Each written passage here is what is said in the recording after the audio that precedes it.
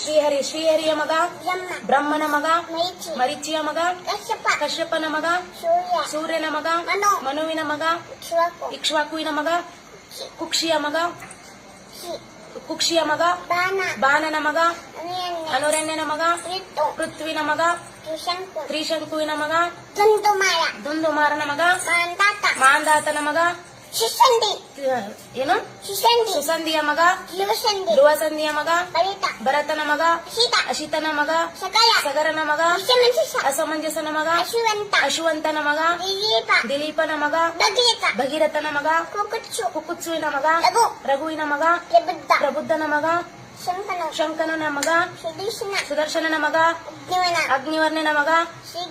ಶೀಘ್ರವೇದನ ಮಗ ಮರುವಿನ ಮಗ ಋಷಿಶಂಕನ ಮಗ ಅಂಬರೀಷನ ಮಗ ನಹುಷನ ಮಗ